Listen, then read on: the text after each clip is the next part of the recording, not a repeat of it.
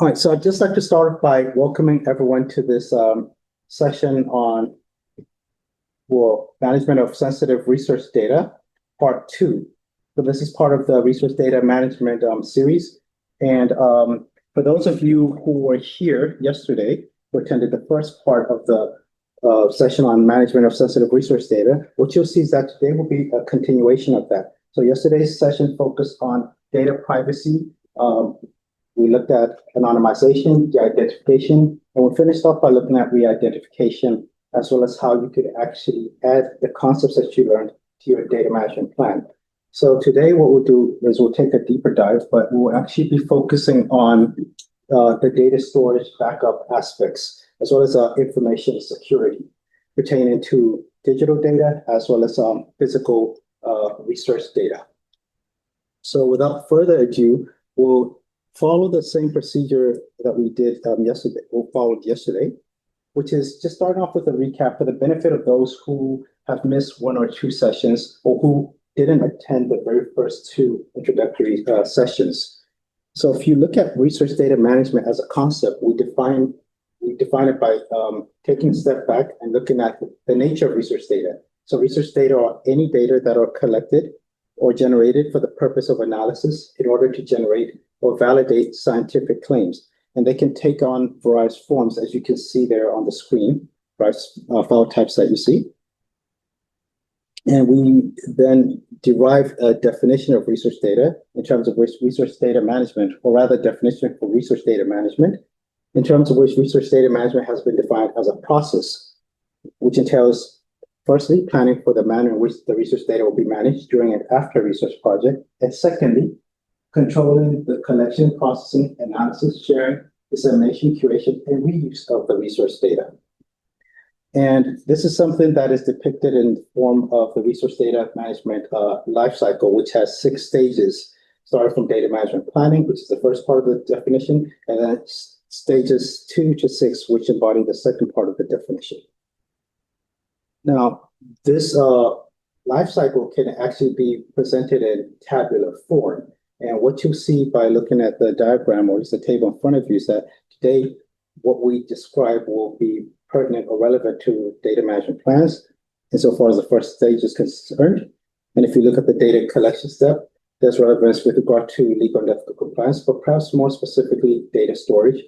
And then there are aspects of legal and ethical compliance as well as data storage when you look at the data processing and analysis stage. So what that shows you is that data storage is relevant to more than one stage of the research lifecycle, research data management lifecycle. Now, having mentioned all of that, I'll now dive into secure research data storage practices. I like leading this off with a disclaimer. I do not proclaim to be an expert in information security or anything of that sort. My background is not in IT. I actually have a background in law, if anything, so at least I can speak on some of the legal aspects. But so that's not to state that you should take what I say with a grain of salt. This is literally based on the literature on research data management, as well as general information security principles. Just saying that so that things go wrong, you can't just blame me. You actually have to do your own due diligence. So the starting point is really by looking at the subsections that we'll actually cover today. We'll start off by looking at the governance framework at the university. We'll look at information security concepts. Then we'll look at physical security as well as information security. So first things first, I like to start off with anecdotal stories before we even look at any of the content that we'll be looking at today. I'll start off by telling you the story of a data breach that actually started that occurred at the University of North Carolina, Chapel Hill campus. So there was a data breach that occurred way back in 2009. At least it occurred 3 years before it was eventually discovered. But what they found is that the data breach could have revealed at least more than 100,000 patients' medical records. And I'm not going to read the whole thing, but what I want to point out is that the data breach actually disclosed certain personal information.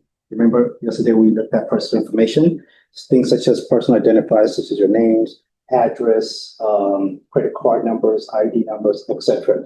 Those things were actually disclosed. And this was a research project which was actually being coordinated by a certain researcher. There she is, Bonnie Yankaskis. And she was responsible for the management of the data in question. And what happened is, after this data breach, the university sought to hold her responsible. Now, she was a researcher, not an IT person. And in her defense, she tried to plead ignorance and stated that, well, I mean, I don't know all these information security principles, data storage principles. How could I have been held how can I be held responsible for, keeping the research data secure? And lo and behold, believe it or not, this is a very good cautionary tale. She was found guilty. Now, let me not say guilty because this was not an actual trial, but essentially the university held her responsible and sought to have her demoted. In fact, she was demoted, and she fought this tooth and nail so that she would not be demoted. And the university only agreed to keep her provided that she retired at the end of the year. So she ended up taking early retirement. Now, the moral of this story should be very clear. If you, as a researcher, are entrusted with the management of your research data, you cannot go and then say, I didn't know. IT should be responsible because those are the tech guys. I'm not a tech person. You will be held responsible. The responsibility lays with you as a researcher before you can even start looking at IT or anything of that sort. And in this particular case, with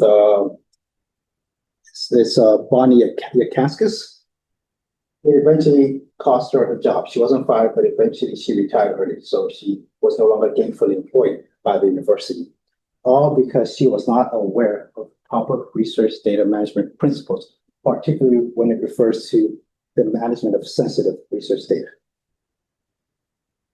So by coming to this session, I hope that you will not wind up being like her. And essentially what we'll try to figure out is then, how can you guard against the risk of such data breaches actually occurring? Yesterday, we looked at how you can sort of like safeguard the data in terms of de-identifying or having anonymized data. But I also spoke about guardrails or barriers that you'd actually sort of like erect to protect the data themselves. And that's what we'll be looking at today. So the first things first is to look at the governance framework that actually regulates this aspect of life, so to speak. And at this university in particular, so we're not going to be looking at the legislation, that should be obvious. That's what we covered yesterday. So you'd be looking at legislation such as the papaya. Today I'm looking at the policies at the university that are actually applicable. The first one is one of the policies we looked at yesterday, as the research ethics policy on human research. Then you also have the Rhodes University Human Research Ethics Committee's SOP on the collection and storage of research data. So this really does look at the mechanisms or principles that you should apply, what you need to have in place in order to adequately manage sensitive research data. And some of those principles, in fact, not all of those principles will be articulated or espoused during the course of this presentation. Then you have some IT policies, such as the policy on access to ICT accounts and information. You have the university's web policy. There are two more policies. You have the acceptable use policy. And finally, you also have the protection of personal information policy. This was one of the policies that I showed you yesterday as well. So if you really wanted to see how this area is regulated or governed at the university level, these are the policies to look at. I did mention yesterday that there is a draft research data management policy, which also addresses these issues. However, it's only a draft document. It has not been finalized, which is why I would not actually show it here today. So let's now look at the core aspects that are actually addressed in this case when you're looking at the management of sensitive research data, even at the policy level. Such governance documents would look at data collection, data processing, data storage, and data sharing, even though we're not covering data sharing today. Essentially, where research data have been obtained from human participants, researchers need to obtain ethical approval from the HREC, as well as informed consent from the actual research participants. And then when personal information is collected from human participants, the confidentiality of such participants should be safeguarded, either through anonymization or de-identification. These are things that we covered yesterday, but they're still relevant today. But perhaps the most relevant one is the bottom one. That is, one needs to safeguard the sensitive data by regulating or restricting access and use of such data. And that's what we're going to unpack today. So we start off by unpacking this by looking at information security concepts. And the core concepts that we'll look at are actually reduced to what's known as the Information Security Triad, the CIA, which actually stands for confidentiality, integrity, and availability. Now, this is taken not necessarily from RDM itself, but really from information security principles.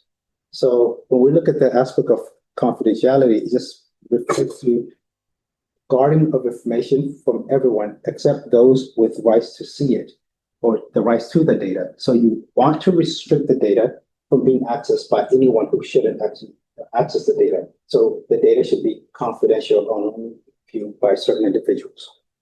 Secondly, the integrity of the data. That is, the assurance that the information being accessed has not been altered and truly represents what is intended. This speaks to one of the goals of research data management. It allows you to track the provenance record or the operations that have been made to the data. But at its core, you don't want someone to actually manipulate your research data, to change the variables, to delete certain data, to falsify the data. Essentially, if the data have been changed, they will no longer be able to support the research findings. And this is really one of those things where you really don't want someone to just view the data, especially when you're working with personal information. They can tweak a couple of things, but even if it did not change or alter anything, the fact that they have viewed it, then they can copy some of that information without necessarily altering any files. Thirdly, there's availability. This means that information can be accessed and modified by anyone authorized to do so in an appropriate time frame. So the data should only be available for access by certain individuals, and it should be available at that point in time. You don't want a case where the data are actually unavailable, no one can actually access them. That's just in terms of what the CIA triad actually looks at from an availability standpoint. Can a person who's supposed to have access to the data actually access the data when they want to? So when you start looking at information security, you need to look at what security itself actually entails. As a concept, it entails protection against the loss of the triad, so to speak, the loss of confidentiality, integrity, and availability. Now, I've already unpacked those three concepts, so let's see how that ties in with the concept of security. When you're looking at confidentiality, you want to guard against the loss of such confidentiality. That is the unauthorized disclosure of information. For example, when we look at the data breach that I spoke about previously, you also want to guard against the loss of integrity. That is the unauthorized destruction or modification of information. Whether and this does not only apply to sensitive data, by the way. And then there's the loss of availability. That is the disruption of access to or use of information. And or an information system. That is if someone actually goes and deletes a file, accesses your data and deletes a file, all of a sudden you can't access it. Or for some other reason, if the system actually goes down, let's say servers crashed, etc. Someone hacks into a system and it crashes, and all of a sudden you can no longer access your data. Now, one thing that I would want you to consider from an information security standpoint is the fact that you do have different medium of storage that are actually used, in the sense that the data can actually be at rest, or the data could be moving, in the sense that you could be using a portable device, such as a flash stick, could be a laptop, a memory card, etc., versus something that is stationary. And in this case, the example that I will use is a desktop computer.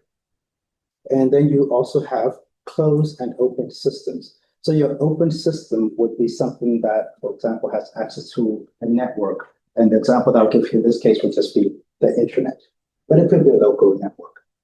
As opposed to an individual system, an individual computer, standalone with no access to the internet, no access to any local network at all. That would actually be closed.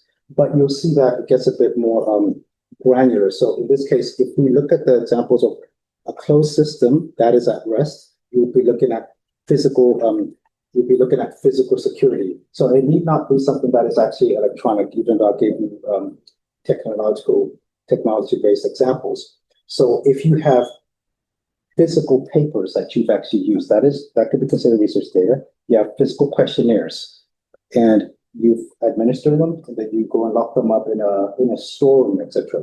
That is also a closed system. It has no access to the internet, no network, but is stationary, as opposed to a closed system where you have closed system with moving data. So that could be something such as a flash stick. That is something that is actually in transit, in motion, but it's a closed system. You cannot actually access the flash stick via the internet. Someone would have to take the flash stick, plug it into a computer, and then it could be accessed, for instance. But if it's not connected to a computer, it's part of a closed system. And if you look at the open system here, you have the physical security, the example I gave previously, as well as securing data against intrusion, which is what they have there. So that would be the desktop computer that is connected to the internet. Whereas the other example would be an open system of something that is moving. That could be a laptop. A laptop connected to the internet is portable, can be carried around. Now, the way that these intersect, and this you can probably look at in your own time. I just gave you the examples right now, so I won't necessarily repeat myself here. But there are different types of security mechanisms that one would actually have to take into account in terms of the guardrails that would actually have to be in place. The way that you would manage physical research data would differ from the way that you would actually manage digital data. And the way that you would actually try to safeguard a physical desktop would be different from the way you'd actually safeguard, let's say, an external hard drive, or perhaps a flash stick, by way of example, or a mobile device such as a dictaphone that is used to actually record interviews, just by way of example.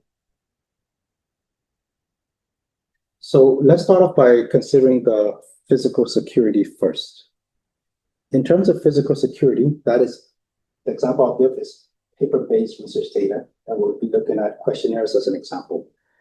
You would generally try to safeguard such data by making use of things such as locked doors, physical intrusion detection, security equipment, and environmental monitoring, as well as employee training.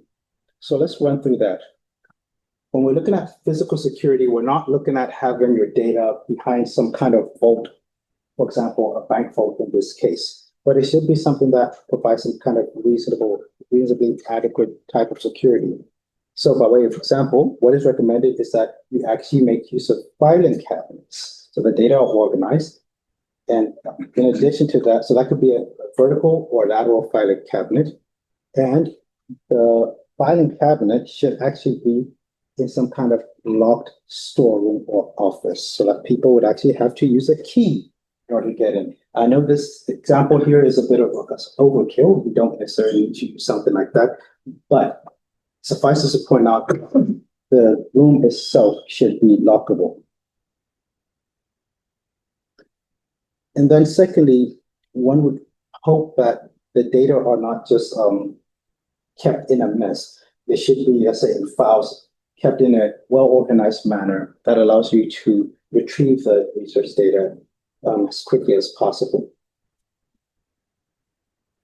There should be some kind of audit trail, so you can use a logbook. Whenever someone actually wants to access the paper-based data, they should actually have to fill in a form and sign for it. That creates an audit trail. And then you would actually want to provide training to any of the individuals who are involved in that research project who will be interacting with that paper-based data, because you want to make sure that they will remember to lock the door. You want to make sure that they won't just trash the store. You want to make sure that they'll put the paper-based data back in the filing cabinet in the way that the data is supposed to be arranged. Most people nowadays will probably be working with electronic or digital data as opposed to paper-based data. Or if you do make use of paper-based data, what you'll do is you'll probably scan the papers and essentially digitize them, and then you'll be working with electronic records from there on.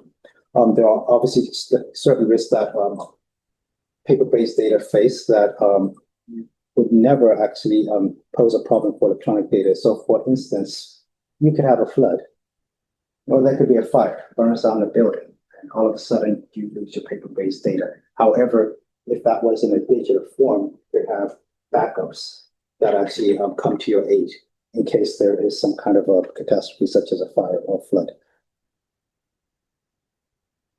Now, let's now move on to the next section, that is to look at information security. Now, there are certain tools that can be used for information security, and I'll list these before going on to unpack them. One can make use of passwords, backups, authentication, access control, encryption, and it's pretty much 5. So the first one, we have passwords. And just perhaps by a show of hands, how many people here change their passwords once a year? Once every 6 months? Once every 3 months? Once a month? After more than a year?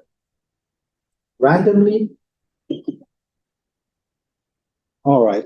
So there are some guidelines that people should actually follow. Well, firstly, before we even get to the frequency of the changes, one should actually make use of strong passwords. Strong passwords are characterized as passwords with a minimum of 8 characters, at least 1 uppercase letter, 1 special character, and at least 1 number. Now, I'm sure if you've ever set up passwords before, you've seen some of these hints that are suggested. In fact, I think with Google, what it does nowadays, it actually generates some very strong password so that you can actually make use of that. There's a password manager in the background that runs so that you don't have to generate your own password. But essentially, these are the characteristics of a strong password. And it's recommended that you change your passwords on a regular basis. Now, the suggestion here is about every 60 to 90 days. So that's every 2 to 3 months. You should actually be changing your password. The word to the wise, in case you're not doing this right now, that's how often you should do it. If you really want to be managing your data, your sensitive data, properly. Then there's the issue of backups. And I think I already asked this question during the first session, so I won't belabor the point. The idea here is that the data backups should at least follow what's known as the 3-2-1 backup rule, in terms of which you should maintain at least 3 copies of the data, keep 2 of those copies stored at separate locations, and one of those locations should be an off-site location. So that would be, in the example of students, off campus, whereas you could also have your data stored on campus. So just by way of example, you could have your data stored on an external hard drive at home, in a log cabinet, and then you can actually have, let's say if you work in a lab setting or you have maybe some kind of office space here, you can have your data stored on your computer. And then in addition to that, you can have your data backed up in the cloud, so say on the Google Drive by way of example. In that case, that will meet the 3-2-1 backup rule. So these regular backups actually protect against accidental or malicious data loss due to several reasons, such as human error, hardware failures, software media faults, virus infection or malicious hacking. I did give that example. Or it could be power failure. We all know that load shedding can be real sometimes, even though we haven't experienced it in a while. But you want to guard against these kinds of risks, or at least mitigate the risk. Now, you can back up the data in terms of certain time intervals or schedules, and you can back up the data manually or automatically, but it's recommended that you actually make use of automatic backups as opposed to manual ones, because you might forget to actually back up your data. On the very first session, I asked people how often they back up the data, if anyone backs up their data on a daily basis. And this, as I pointed out, is something that can happen if you have software running in the background. For example, or this the example I gave on that day was Microsoft OneDrive. If Microsoft OneDrive performs daily backups then you would actually be backing up your data on a daily basis, or it could be weekly or biweekly or monthly. And one also has to consider the types of backups. So there are 4 different types. You can do a full backup where you back up all your data, or what you can do is back up your data incrementally. So having backed up your data, all your data, let's say on the 1st of January, then you can proceed to do incremental backups at the beginning of each month. Those will be incremental backups that would essentially back up the data that have actually been changed since the very first full backup. There are pros and cons associated with each of these. For instance, if you're doing full backups, they're basically slow in the sense that you're backing up a whole lot of data. You might not want to actually do that once a month, or you can do that once a month, but you probably wouldn't want to do that every single day. The sweet spot based on this table here is the incremental backup, which only backups new or modified files or folders. It's quite fast. In terms of the restoration time, it's quite moderate. And in terms of the storage space, it's got the lowest, I won't say the rank in here, but it does not consume, it consumes the lowest amount of storage space. Whereas with the full backups, if you're backing up everything, you will be consuming the bulk of your data each and every single time.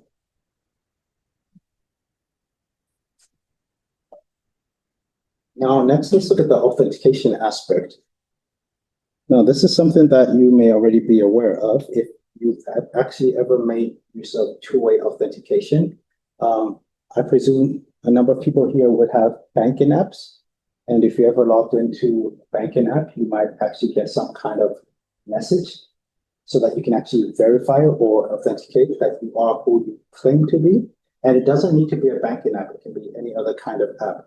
But essentially, the way that authentication works is that it verifies that a person accessing certain information is indeed who they present themselves to be. So you need to have something. This is based on something that you have, such as a mobile phone, something that you know, that would be a password or a PIN. Usually that would be a PIN, a one-time PIN, and then something that you are. So it could be biometric scan, for instance, like a fingerprint. So authentication can be accomplished by identifying someone through any of those 3 factors.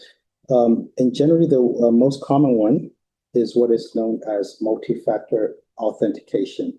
So you log into your computer, you type in your password, let's say the banking example that I gave, and what happens is a one-time PIN is then sent to your smartphone.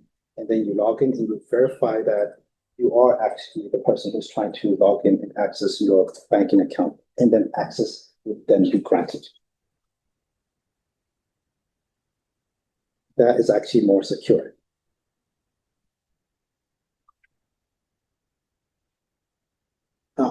Are there any of you who are actually making use, before I go into access control, or is anyone here who actually is making use of multi-factor authentication, or who has had that set up by the university's IT department?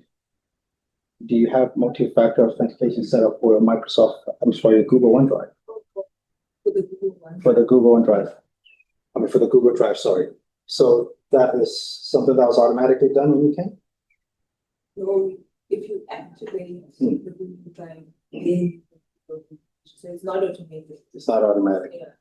All right, so the question that I asked for the benefit of those who may have not heard is whether or not people here in the audience actually have multi-factor authentication set up as part of their Google Drive. So at the university, you'd actually be able to set this up on Google Drive for storage purposes, but it's not automatically done. You actually have to set it up. But I would strongly recommend that you do that for the purposes of managing sensitive research data.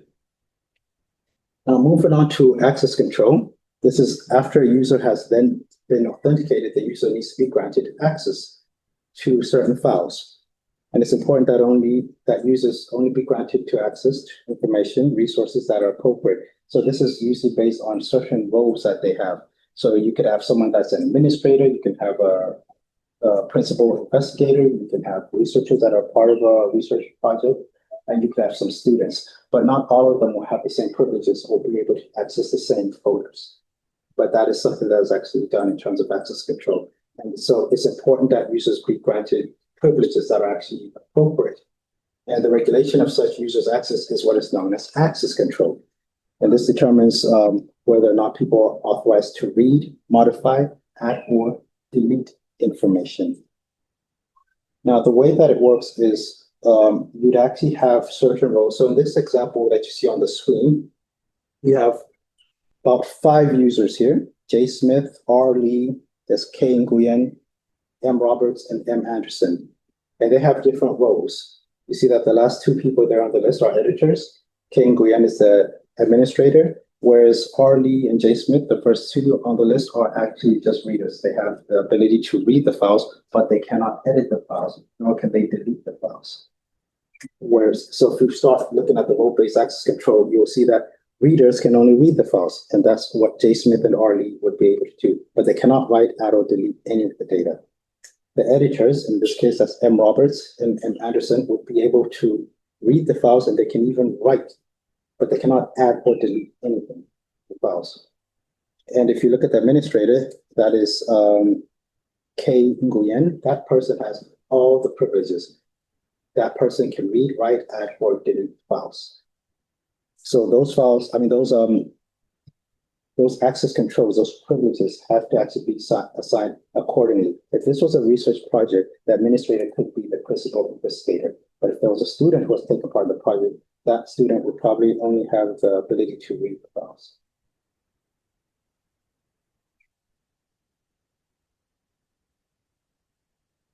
Finally, there's the aspect of encryption.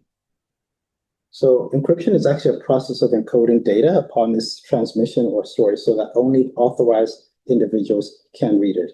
And it has quite a good use case. In this case, encryption can be used to safely transfer or store files. And we are obviously speaking about data storage here. So you'd want the data to be encrypted at rest, but the data can also be encrypted whilst in transit, that is, whilst being transferred. And there are a number of software applications that are available for encrypting data. Now, I will mention 3, and there's a bit of a caveat here as well, because as I pointed out yesterday, before you use any of these tools, you generally want to ensure that the use of the tools has received the blessing of your institutional IT division.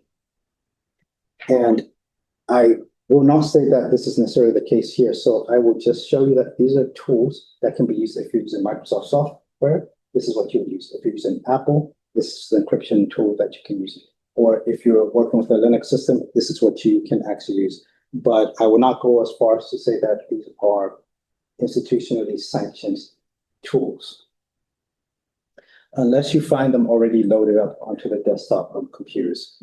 So in this case, the first one is BitLocker. BitLocker is part of Microsoft software. So if you're working with a Windows computer, you might just find that BitLocker has already been preloaded to the system. If you're working with Apple, you'll probably have to use something called Apple File Vault, which is encryption software. And then if you're working with Linux, you can make use of GNU-PG.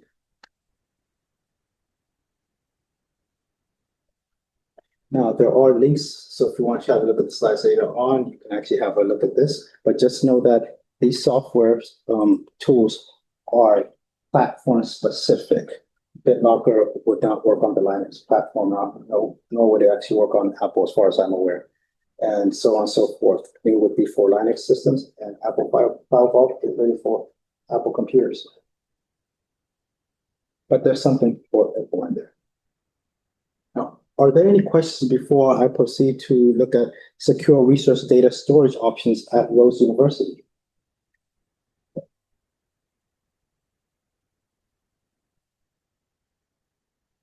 We have no questions here. And for the online audience, going once, going twice, going thrice. All right, so let's look at data storage options at Rose University. Now, there's some important considerations that one needs to keep in mind. Is what type of storage medium will be used? How secure will that data medium, how secure will the data be on that storage medium? And then thirdly, how will the data be backed up? So these are things that you need to keep in the back of your minds. Now, if you look at this diagram here, you'll see that there are many pros and cons of using different types of storage mediums. And I have discussed this during the very first session. What you'll see are some legacy media storage, so to speak. You've got flash sticks, you've got floppy disks, zip disks, CDs, DVDs, memory sticks. I mean, some of these are no longer used widely, perhaps flash sticks to a certain degree. They've succumbed to technological obsolescence, so to speak. But if you use for any given media storage that you're using, you need to also worry about technological obsolescence. Some of these are good for portability purposes in terms of effectively transferring your data from point A to point B, but not necessarily for long-term storage purposes. And there's some pros and cons here. Some of these I'll take with a grain of salt, but generally speaking, you would want to minimize the use of portable storage options. Sometimes you have to use them. For instance, if you're conducting an interview, you have to use a dictaphone. You store the data using the dictaphone, but once you get back home, you'll probably want to transfer that to a laptop or to a desktop, something that is actually far more secure, something that does not have to succumb to things such as theft or damage by being dropped, things of that sort. There are many risks associated with different types of medium of storage.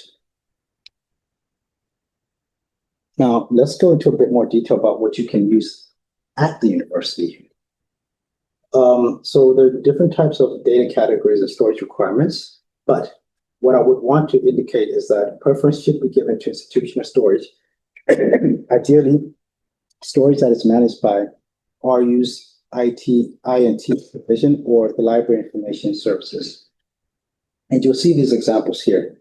As we mentioned previously, the university has a Google Drive subscription, so all students can actually store the data using Google Drive. So anyone who's here right now attending the session, as a postgraduate student or even as a researcher or staff member, you can actually upload your data using Google Drive.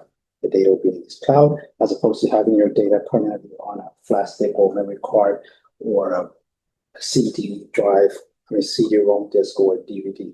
This is something that is actually recommended. Then there's also something called Alfresco. Now, Alfresco is a software, it's a file management system. It's currently being piloted by the library. It's not, strictly speaking, it's not a data management software system, but it can be used to manage files, and your research data take the form of files. So you could make use of something like this. It does have a web portal. Essentially, you will actually, in the same way that you access files on your desktop, you'd actually be able to upload the files into something such as Alfresco. I'm not sure if and when this will actually be rolled out extensively across campus, since this is still a pilot, but it is something that can be used, and it would be an institutional solution, and it can be used for collaboration purposes. It can be used in order to archive research data, or this is for some kind of long-term storage. So these are some of the options that are available at the institution, although this one is not something that is actually live as of yet. But mind you, this is an enterprise content or file management system rather than a pure research data management system. Now, the reason why I mentioned it is because it has certain virtues or attributes, such as you can have two-factor authentication set up using Alfresco. You can have people actually upload their files. They can add metadata that would actually describe the files. So you can have your data files as well as your data documentation, and you can have a metadata, which is something that is important for facilitating the fair compliance with the fair data principles, especially when you're looking at the interoperability of the research data. So it can be used for documentation, data documentation, for email archiving, as a content repository.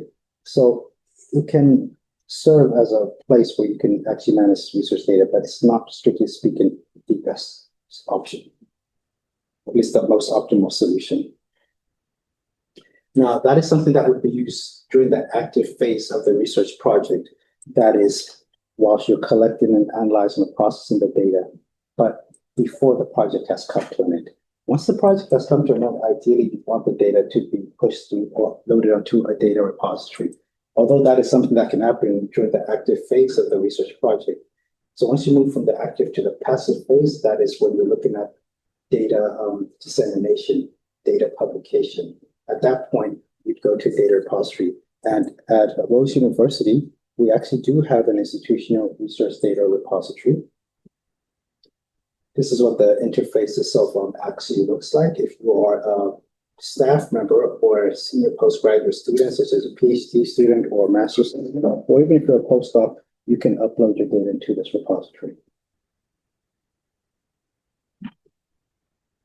Are there any questions before I start looking at the data security planning aspects? Okay, so you actually need to have some kind of plan, as opposed to just winging it, because winging it can land you in trouble. So what are the things that you would actually need to have in place as part of a data security plan? And for any of you who are contemplating applying for ethical clearance, having something such as this in place would help you answer the data stores related questions. So the HREC does have a questionnaire, and there's some questions relating to data privacy, management of research data, confidentiality, etc., and some storage related questions. And this kind of information can actually help you answer those questions. So in terms of security, the data security plan, you'd actually want to provide information about basic computer security. These are some of the things that I've already mentioned. So your basic computer security will look at your password, what kind of passwords you use, how often you actually change your passwords. What about access to the data? Who will be able to access the data? In terms of basic computer security, you would also look at backups. How frequently will you back up your data or use manual or automatic data backups? What about the encryption of the data? You see everything that I've already mentioned. It actually filters into a data security plan. Are you going to use any encryption software, for instance? Will you be encrypting the files individually, for instance, a Microsoft Word document, or will you encrypt an entire folder or the entire system itself? What software will you use? And for these technical things, it actually helps to probably consult staff at the university's IT division, ITS, just to get a bit more insight. You don't want to use encryption software and end up locking yourself out and not being able to access your data because you forgot the encryption key. And then what about the destruction of the data? If you have to destroy your data, not delete, but permanently destroy the data, what software would you actually use? Those are things that would be in the plan. And finally, the training of the research project's members on the secure management of the project's research data, similar to the physical research data. This will be important for groups that actually involve several individuals or your collaborative research projects in particular, especially those that actually involve people from multiple institutions. You don't know what the data management practices, or at least how sound the data management practices at other institutions are. And you don't want to actually succumb to not adhering to good data management practices.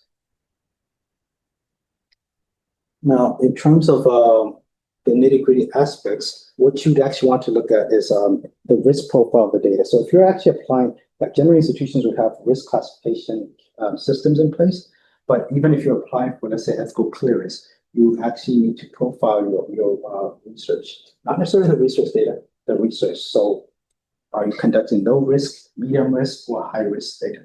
So I'm not aware of a classification system being in place at the university as of yet. Perhaps it does exist, but I'm not necessarily aware of it. But instead of saying you're going to classify your data as low, medium, or high risk data, you can sort of like follow the profile of the research project. So if you're conducting high risk research, you can actually perhaps infer that from that the research data will be high risk in nature. The project's risk profile will probably be dictated by the data themselves. Although that's not necessarily always found to be the case. So once you've got that kind of ranking in place, if you have high risk data, it means that you actually need to put in place stricter controls or measures, as opposed to if you're just dealing with low risk data. So you're working with human participants, you're collecting data, but the data will be anonymized. That will be low risk. If anyone can guess the data, they really can't identify anyone. But if you have, let's say, medical records, and you have that sensitive data on hand, before the data have been de-identified. Obviously, you need to know that you will need to actually make sure that you have stricter controls in place. You need to have access control in place. You might want to consider encryption. You would want to obviously back up the data naturally because you don't want to lose the data. You would also want to make use of strong passwords, things of that sort. And then in terms of the core control comparisons, if you're working with low risk data, perhaps I should restart this slide again. If you're working with low risk data, that could be aggregated or publicly or fully anonymized data. So you don't need to worry too much about that. But in terms of someone getting access to the data, you might not necessarily want to use encryption per se. In terms of access management, you use standard user accounts. You'd use passwords, like I mentioned, strong passwords. That applies all across the board. In terms of training and sharing, the people who are part of the project should be well versed with the management of the data. And you might not necessarily have to destroy the data after the project. These things I should point out, this is quite generic in nature in terms of what you see on the screen. But at the institution level, it should be governed by the university's policies. When you're looking at medium risk data, that is data that have been de-identified or where you've actually pseudonymized the data, that falls into that category. You might actually want to encrypt this kind of data, but that would actually be the case more so for your sensitive data. You would obviously have something like role-based access. You might want to use software that actually uses multi-factor authentication, although that is something that could be reserved for things such as your high-risk data. Now, for your high-risk data, one thing that I should point out that will probably differ from the other types of data there is that you probably want to make use of data sharing agreements where if someone is actually accessing the data, they may actually have to sign something for it. But institutionally, that is not necessarily the practice. There's no mandate in place. However, you want to have strong encryption, multi-factor authentication, strong passwords changed on a regular basis. And obviously, role-based access control. If the data are really sensitive, so only certain individuals should be able to access such resource data. Now, you might sit there and think, geez, how are we going to actually come up with all this information to create such a data security plan that looks at required documentation, the backups, the encryption requirements, the data disruption, or access management? And I would like to inform you that it's quite easier if you make use of a data management plan. So the Fair Wizard data management planning software that I showed you yesterday and last week as well actually has a section there that addresses legal and ethical compliance as well as data storage. So if we look at the data management planning aspect, and I'm mindful of the time, so I will speed past this until we get to the DMP itself. But for the benefit of those who did not attend last week's sessions, what I indicated is that you can plan for the management of your research data for a project, that is, by making use of a data management plan, which is essentially a priori description of how your data will be handled both during and after a research project. So for storage purposes, you will actually complete the questionnaire and you indicate how you plan on storing your research data. Now, the DMPs themselves, they take on a certain format, and the example that I've given here is what's referred to as the core requirements for data management plans that determines the structure of the data management plan. So it then has several questions that fall into certain categories. And the idea is to also adhere to general RDM principles, such as the fair data principles that ensure that the data are findable, accessible, interoperable, and reusable. Now, in as much as we want data to be openly accessible, that is publicly accessible, as well as complying with the fair data principles, that is, if you look at the top right-hand side of the screen, or the quadrant there, sometimes you find that data must be closed, that they cannot be publicly accessible, even if they comply with the fair data principles. And that is generally the case if the data are sensitive in nature due to data privacy reasons, research contract reasons, as well as intellectual property restrictions. And in this case, since we're looking at the management of sensitive research data, we're actually focusing on the data that would actually be found on the bottom right-hand side of the quadrant, data that are closed and fair. So they are still fair. It's just that they must be closed unless the data, let's say, have been de-identified. And from yesterday's sessions, what you see is I'm focusing more on the data privacy angle. I haven't looked at the intellectual property or the resource contract restrictions for. So just keep that in mind. For the purposes of today's sessions, we're actually making reference only to data that are sensitive due to privacy restrictions because they contain some kind of personal identifiers. Now, once the data have been de-identified, then those restrictions no longer exist because in terms of legislation such as the papaya, once data have been de-identified and personal identifiers have been removed, the data no longer contain any personal information. Now, what I indicated is that yesterday is that there's some intersection or interaction between the fair data principles and the core requirements of a DMP. And if you were to use data management planning software, you could create a data management plan that actually allows you to complete the DMP and comply with the core requirements of the DMP, and at the same time also comply with the fair data principles. So you get to kill two birds with one stone. And the software that I actually refer users to is Fair Wizard. I think that's a very good data management planning software. As far as I'm aware, that's the best one on the market because it is built from the ground up to ensure that your data management plan is actually fair compliant, or that it complies with the fair data principles. It does this by allowing you to fill in a smart questionnaire. And then based on that, you can actually set the questions to actually be aligned or benchmarked against the fair data principles. On the screen, you see we've got findability, accessibility, interoperability, and reusability as the gauges, as well as openness and good DMP practice. So you could even, for argument's sake, add privacy as one of the options there, and or data storage as well, if you wanted to. Now, what's really relevant for the purposes of this section is section 3 of the core data, core requirements for data management plans. That is storage and backup during the research process. So at the highest level, you'd be looking at how the data and metadata will be stored and backed up during the research process. And secondly, you'd have to explain how will data security and protection of sensitive data be taken care of during the research. Now, just as I showed you yesterday, you can sort of like zoom in to see the kind of information you want to provide there. And in this case, we're looking at 3A and 3B.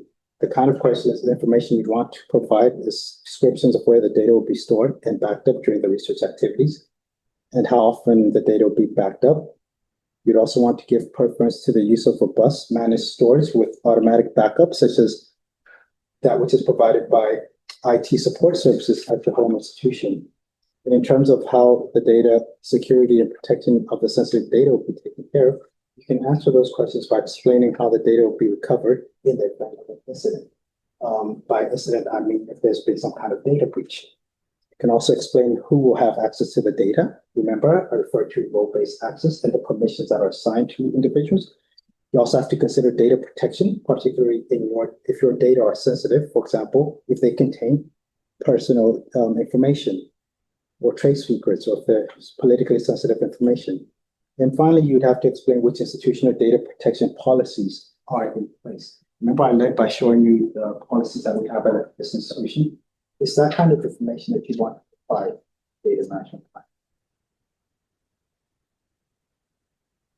And as I've indicated, and this is just for the benefit of anyone who's attending this session, haven't missed any of the previous ones, Fair Wizard does actually generate metrics associated with your answers. So at the highest level, you do get charts that are generated, as well as at the granular level. So you can actually see the degree to which your data management plan actually adheres to good data management practices. Now, we're not going to have time for a full practical demonstration. I'm just going to take you to Fair Wizard and show you that if you go to the third section, that is chapter 3, and we do have a link to this data management plan, you can actually find that 3A, the questions for 3A and 3B have already been set up. So I looked at those core requirements for a data management plan, and based on that, I actually generated these questions and I created this template here. So by way of example, if you wanted to describe or at least provide information about storage location and security, you'd have to answer question 3A. That is, which secure storage and backup methods will be used to protect the data and its integrity throughout the project's lifecycle?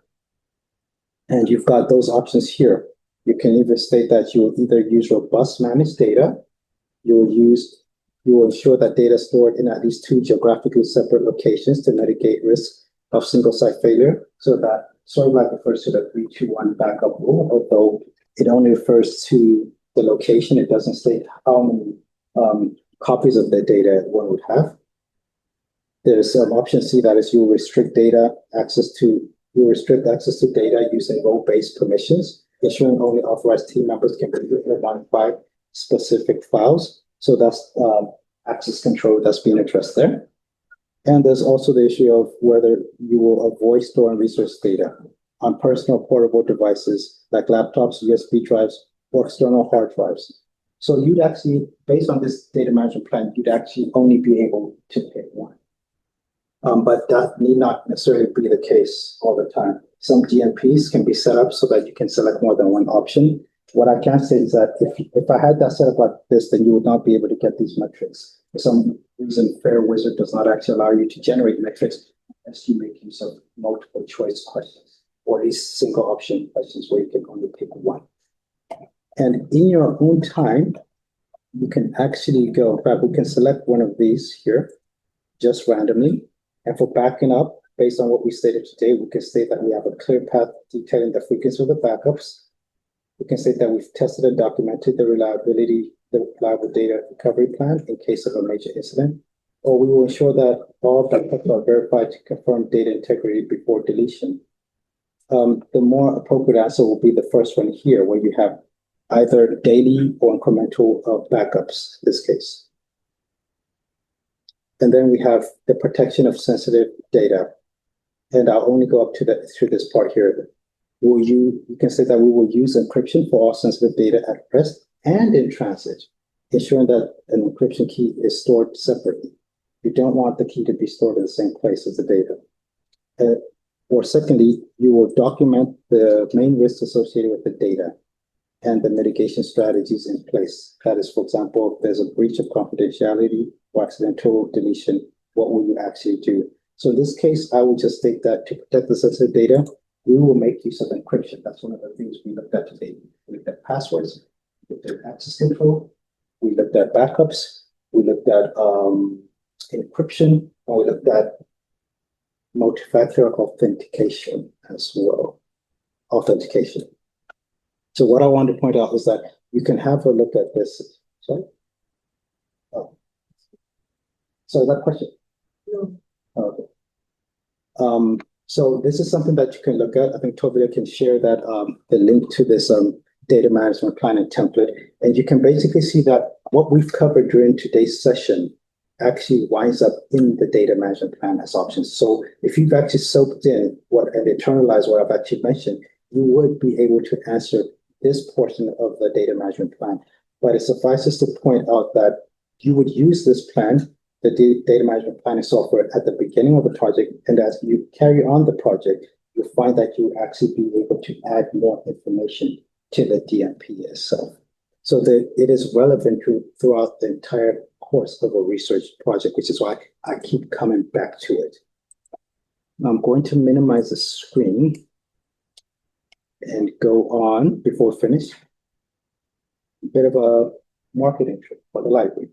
So for those who are attending for the very first time, I would like to point out that you can get more information about resource data management by making use of the Resource Data Management Library Guide. Secondly, you can actually obtain more information about the management of resource data by playing the Resource Data Management Adventure Game. For those of you who have not attended the previous sessions, we played this when we looked at the first data management planning session.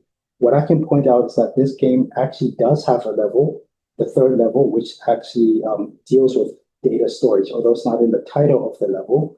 And I won't go into too much detail, but if you play that level on its own, you'll be managing your data, and you have to pick data storage options. And the game is booby-trapped. There will be some adverse events that will take place, and you may or may not lose your data depending on the decisions that you choose to make.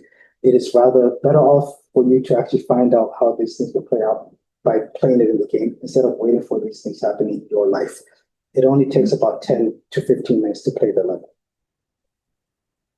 And then from the library side itself, we do offer support services related to resource data management. We can review the data management plans. We support data management itself by curating data and managing the data in the resource data repository. We also have user support services such as consultations, as well as related training sessions, such as the one that you are actually attending now. Now, I did say that we do review data management plans. That is how things are at the moment because we do not have an institutional data management planning software. But the aspiration is obviously to have institutional software so that you no longer need to actually come to the secure library to look at the data management plan. This is then something that can actually be farmed out to the various academic departments so that even your academic supervisor could then look at the data management plan if there's a chart that has been generated by tools such as Fairwizard. But that is just the aspiration at the moment. And if you want to contact us for further information, you can see my email address there, as well as the email address of my colleague, it's Tobilen Tetwa.